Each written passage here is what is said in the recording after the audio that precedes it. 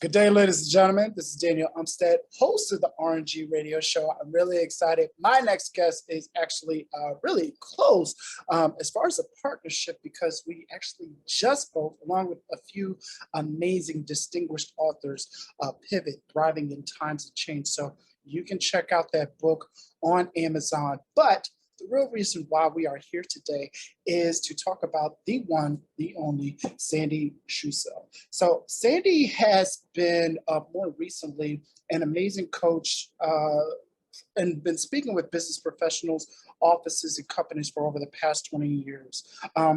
What has happened is that he was a successful but unhappy lawyer who, after his first three battles of metastatic cancer, changed his career first to a motivational speaker and then on to a role as the national sales training director for a financial company.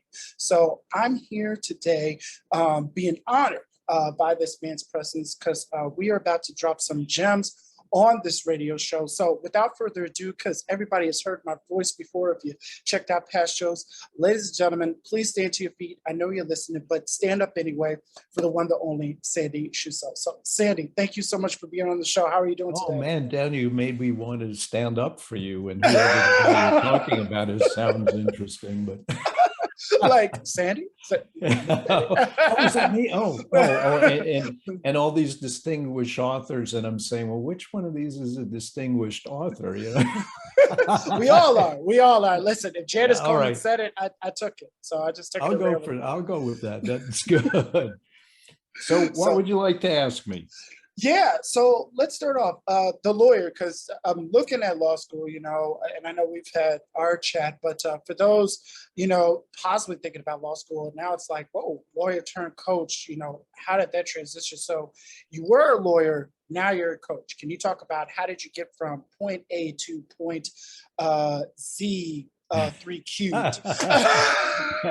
It is like A to Z. You know, when you go into law school, know what you want to do or figure it out while you're there. Know what field you want to be in and how you want to get in there. I didn't do that. I got into law and I got a clerkship and I stumbled from one thing to another and was kind of an everything lawyer.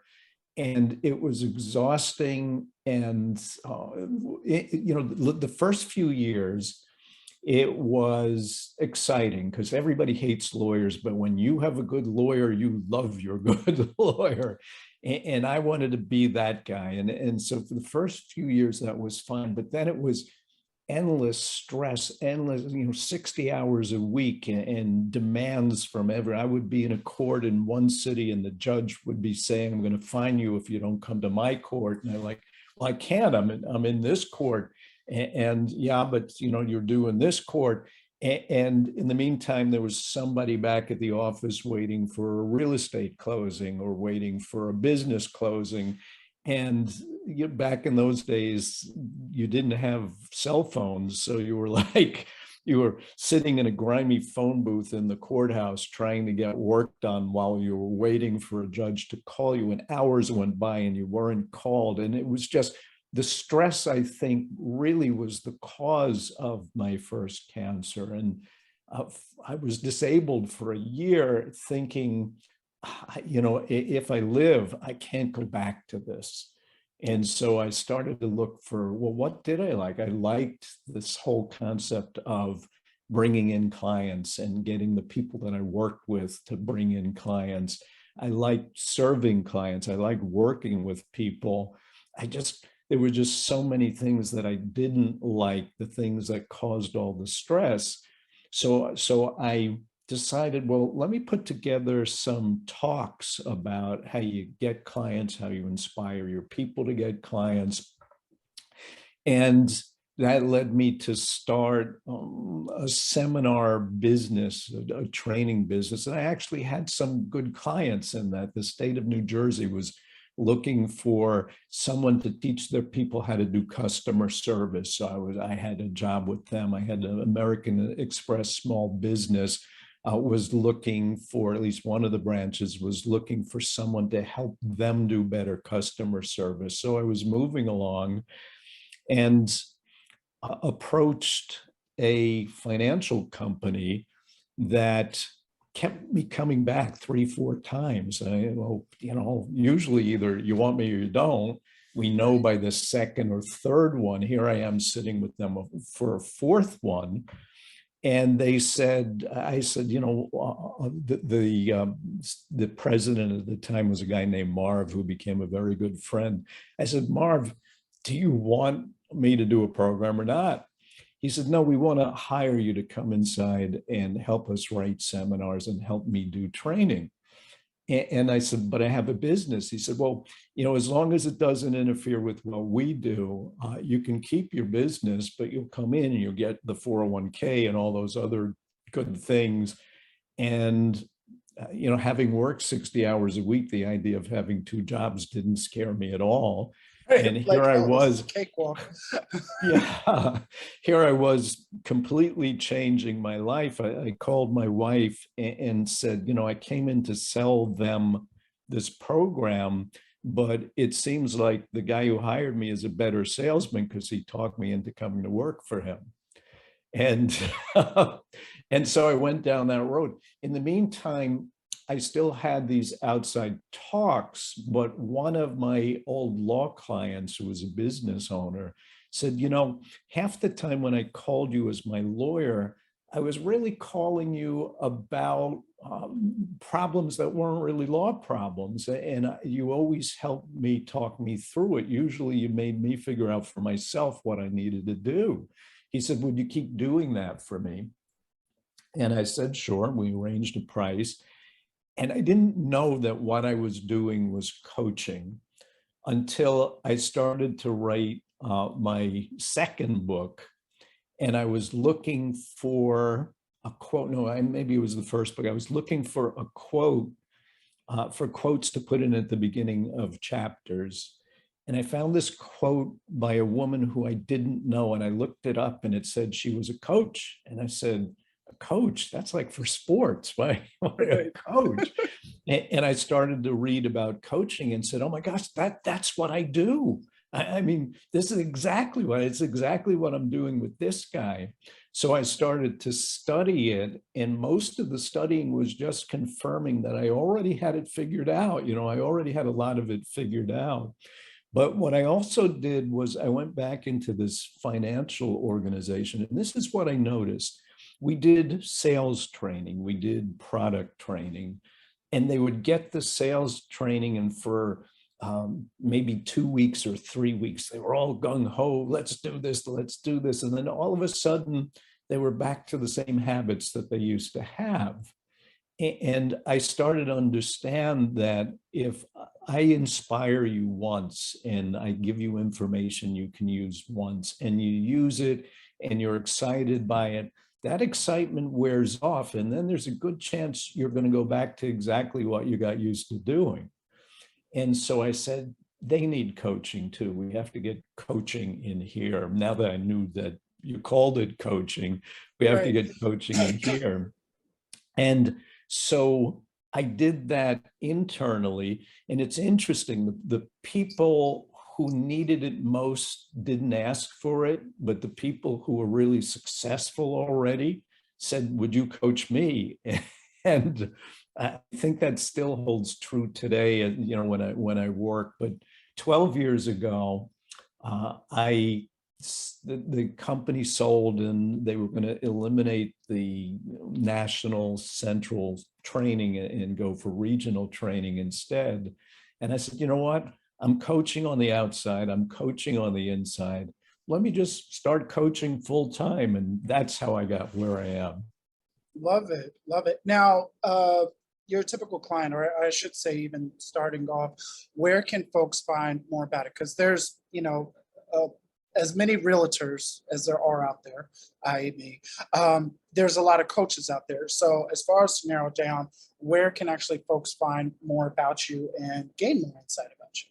Oh, well, there are a ton of places. My website is sandyschussel.com, and all you have to do is spell the last name right and you'll get there, Schussel. You can reach out to me by email, sandy@sandyschussel.com. You can find me on LinkedIn. You can find me on Facebook, and message me if you want to talk. And what we'll do is we'll just talk and see if there's something that I can help you with. So it's not something where oh no, if I call this guy, he's going to charge me and all of that. If I can help you, we'll work out a fee arrangement. And if I can't, you'll get plenty out of the one conversation, and take it out and do it yourself. Go Yeah, out and take the information and use it. And if that works for you, it's my pleasure to give somebody that. Where else? I have a YouTube channel, so you can just put Sandy Schussel in there. You'll find tons of free trainings and information. I have a podcast, as you do, Daniel, called Top of the Table, where I take people who are at the very top of the financial and insurance profession, and I interview them to find out what their secrets are. And if we get into it, there really are no secrets, but it's interesting to see how they believe that whatever system or strategy they came up with was how they got to the top, when it's really about how they applied it and not the strategy itself. I love that. Love that. And your typical client, I know that you, of course, come from a legal background, being an attorney and all, and a lot of your clients were there, as far as seeking that legal advice. Now that you're in this coaching world, what do you see as your ideal client? Like, who do you want to reach out to you to take that next step to get that coaching session with you? Yeah, over the years, I've evolved two clients, two target markets, however you want to put it. I think I've heard you used avatar. Yeah, two of them. But I'm gonna hedge that and say pretty much anybody who is trying to get somewhere and it's not working for them. They're trying to get a result. They're not getting the result that they're looking for, should be talking to me. Over the years, it's evolved into financial and insurance professionals who've reached a certain level where you plateau, and everything they do gets them right back to the same place, give or take 5 or 10% every year. And they want to break through that. Some people are happy. You reach a certain level of income, it's coming in, you're happy with it. But if you want to go further and you're not going further, that's one of the groups that I work with. The other, and again, these just evolved from working with pretty much anybody who wanted to work with a coach. The other is CEOs of businesses where they started the business and there were 3 or 4 of them in a garage, and now there's 60 people and the business is running the owner instead of the owner running the business. And I help them get the business back, because Yeah, for both of those groups, it's about leadership and communications, and about what's going on inside. Because my belief is that all success comes from the inside. There's nothing out there that makes you successful. It's what's going on inside, how your world is occurring to you. And having said that, I have these two markets. I've also worked with realtors, with mortgage brokers, with different kinds of business owners. And I even had a woman call me maybe 10 years ago now, who said, I know you work with business people, but I have a different situation. Can you help me with it? I'm an airline flight attendant, and I had a chance to be in the Olympics, and I missed that chance. And now I dance, and I want to dance for the Rockettes. And she said, I'm wondering if you can help me. Now, she was 35 years old, and that's not usually where you start with the Rockettes. I said, if you really want this, we will work on it together.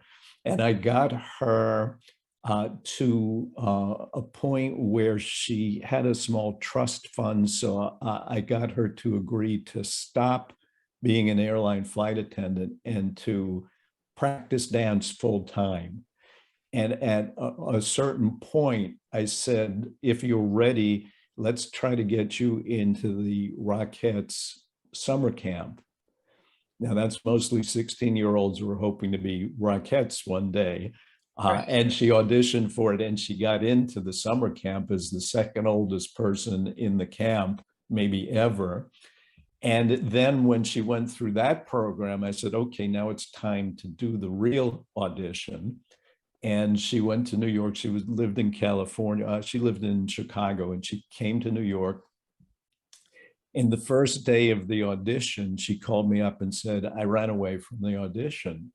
And I said, well, why? She said, well, it was all these 14, 15, 16, 17, 18-year-olds and me, and I just got freaked out. And I said to her, you have to go back. It's 3 days. You have to go back tomorrow and try again. And she went back and she made it through the first round of cuts. And then she didn't make it through the second round of cuts. And I said, are you going to try again next year? And she said, no, I think I'm going to go home and get into real estate. But It's a good feeling. It's, hey, what can I say? It's a good feeling. but the idea was that she did it, you know. Yeah. So I do have, like I spend time writing for online magazines that go to financial and insurance professionals. I've written for CEO magazine, and I've had something published with them.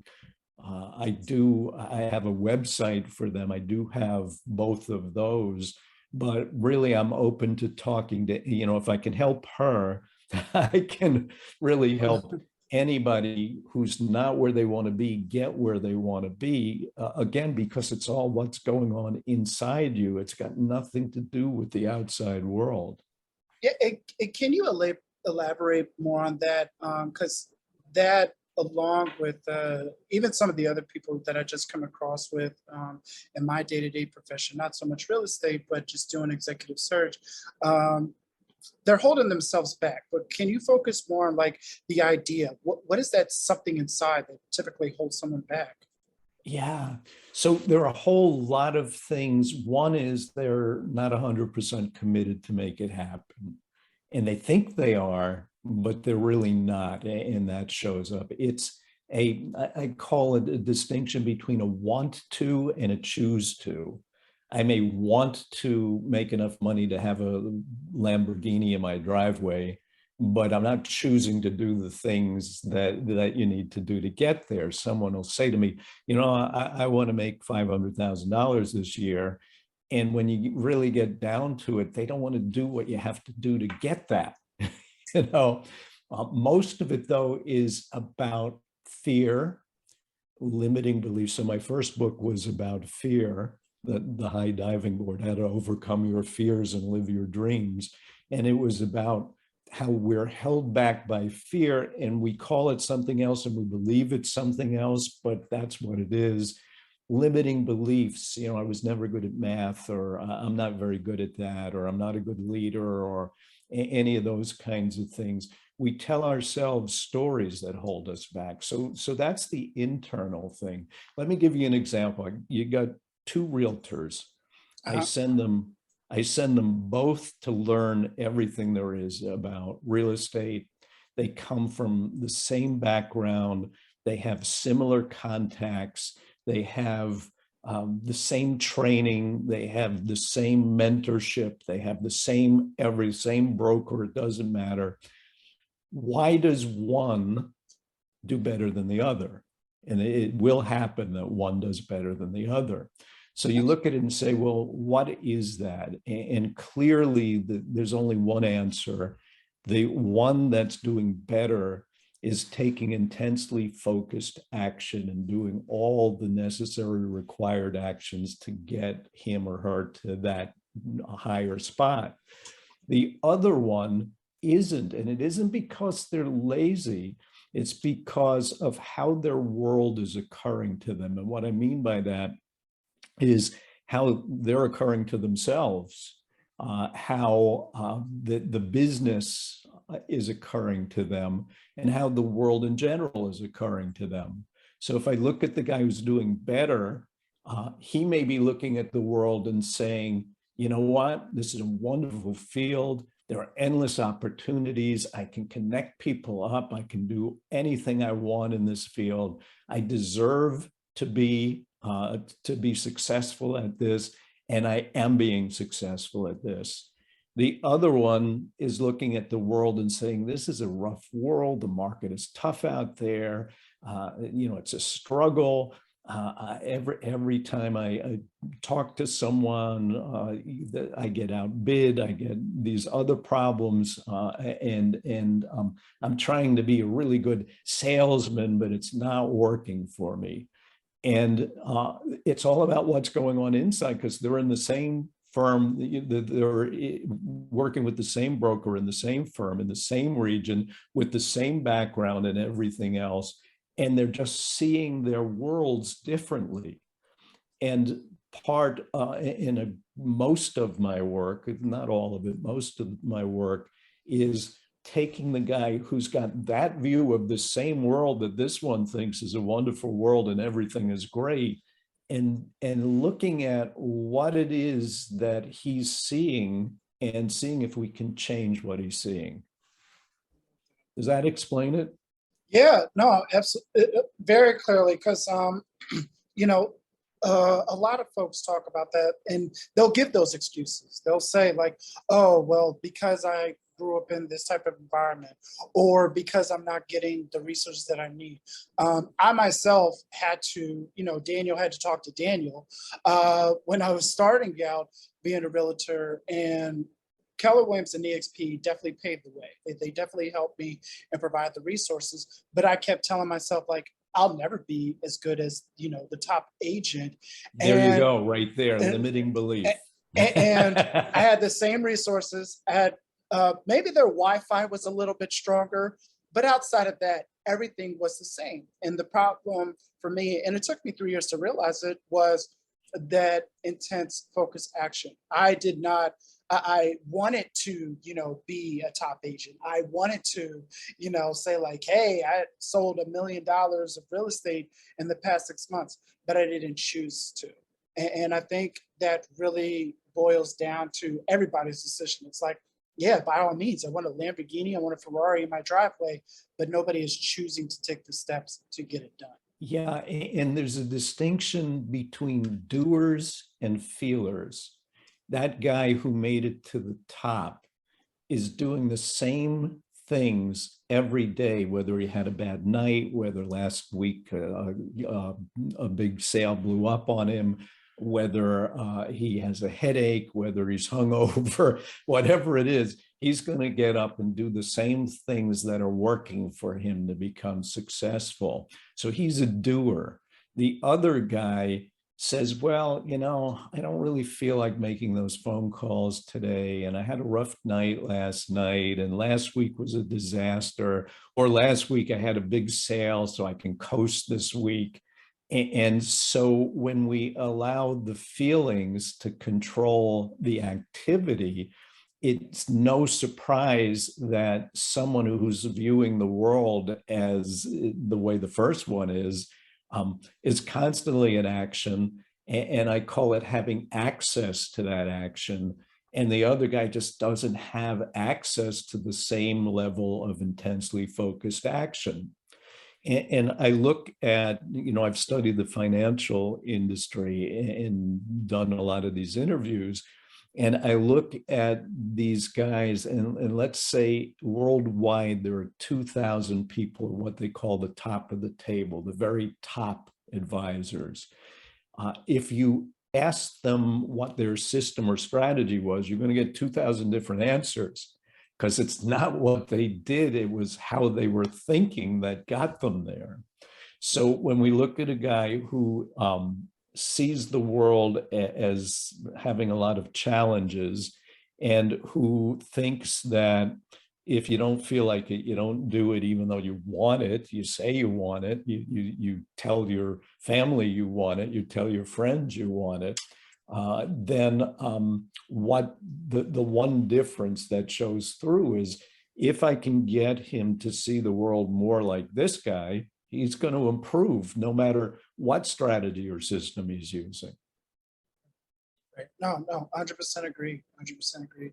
And then I had Bennett Schwartz, great guy. He's actually local in the Philadelphia area, and he's a coach as well. But one of the questions he had brought up, or I had brought up on the show, was the difference between coaches, therapists, and consultants. So I myself am a consultant in my day job, but of course, that's going to be a different consultant for somebody on a one-on-one session, group session.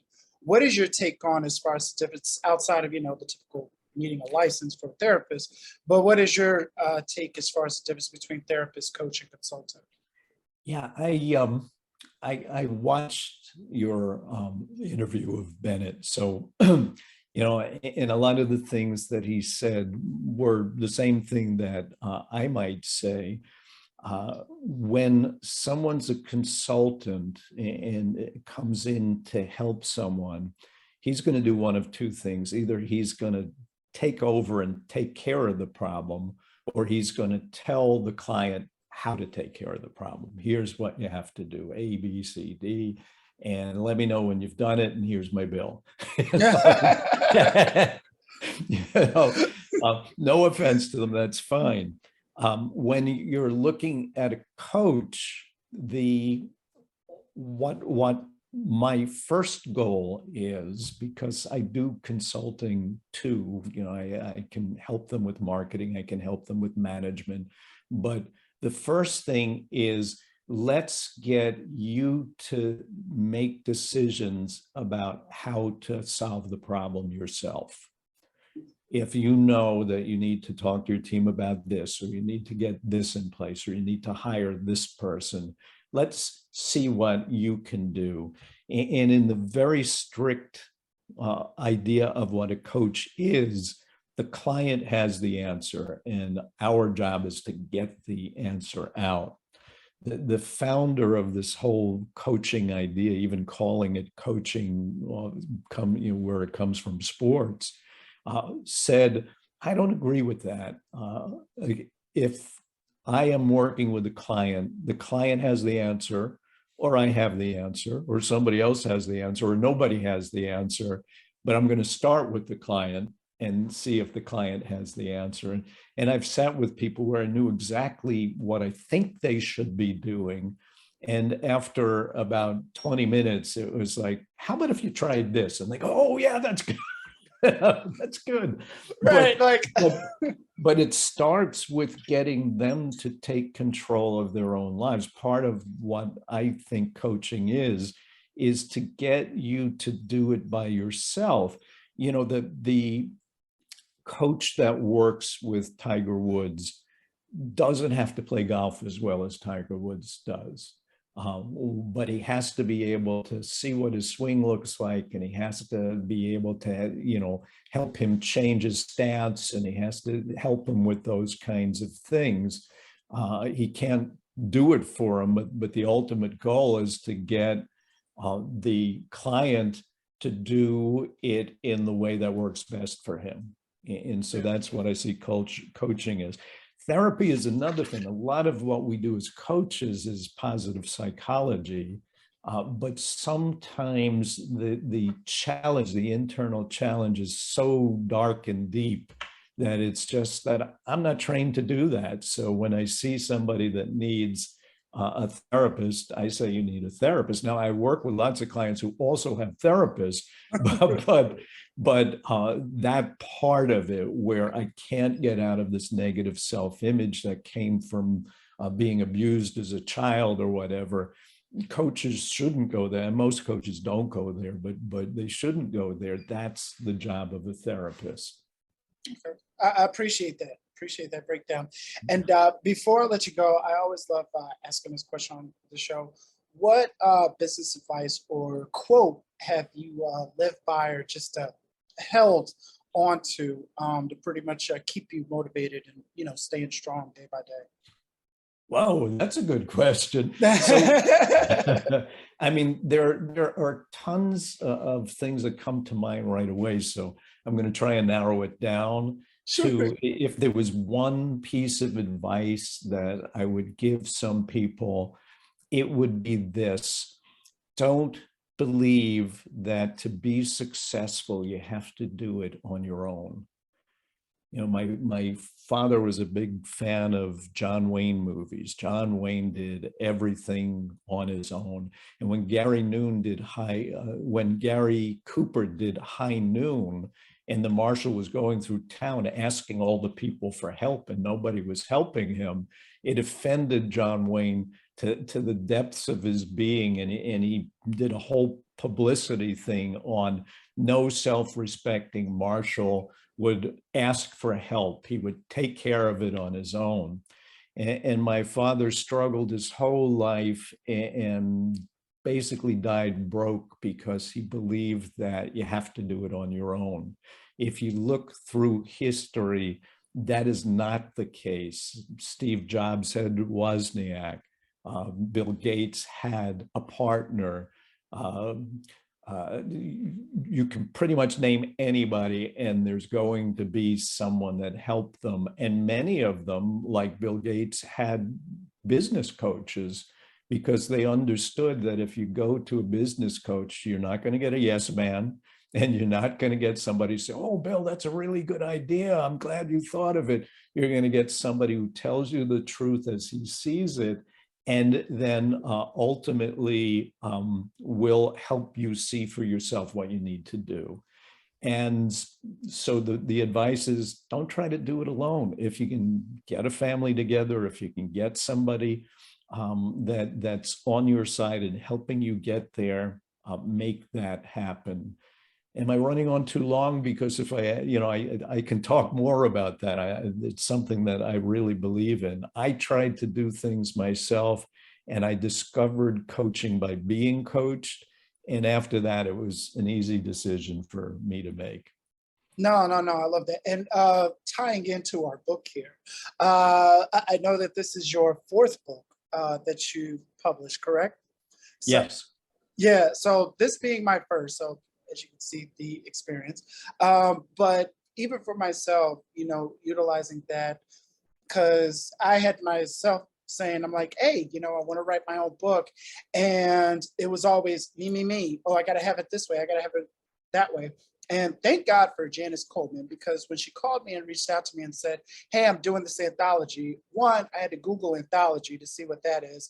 And then two, when she said, oh, you have to only just do a chapter, you're going to be, amongst a group of other authors. And I'm like, oh, wow. And I see that being more of a success, especially starting out, compared to just saying like, hey guys, I got my own book. Now it's like, I have this book, but I have 10 other individuals that I'm sharing this platform with, that come from these great backgrounds and great platforms, that expresses and shows like, as a whole coming together, we're that much stronger, rather than, this person, not saying that nobody should start their own book. Please start your own book. If you got an idea, put it down on paper, put it on Google Docs and go for it. But at the end of the day, you're going to get much quicker in life by working together with somebody rather than do it on your own. So no, I appreciate that so much. So with that, Sandy, thank you so much for coming on the show. Really appreciate having you here. If you could give us one more time that website that folks can actually just stop looking at the interview or listening and just go to right now. Yeah, SandySchussel.com, SandySchussel.com. Easy to find me, easy to use the contact page. You can email me, Sandy@SandySchussel.com. And we can just talk about your situation and see if I can give you some insight that you just didn't have before. And that's a lot of what we do. We listen to what you're saying, we listen to the words, we listen to how you use the words, and hold up in the mirror and say, is this what you meant? And most people go, oh my gosh, did I say that? It's if nothing else, some people just need someone to listen to them. The doctor who comes home and tells his wife he's decided to quit being a surgeon and be a golf pro doesn't have somebody on his side that he can talk to. If he calls his coach, though, and says, this is what I want to do, the coach will help him get what he wants. Love that. Love that. Well, Sandy, thank you again so much for your time coming on the RNG radio show. Looking forward to having you back doing a follow-up session and maybe another anthology book. Daniel, thank you. And I'm looking forward to seeing that book get out there. But this was fun to do, and I appreciate the invitation. Absolutely. Absolutely. Thank you for tuning in to the RNG Radio Show.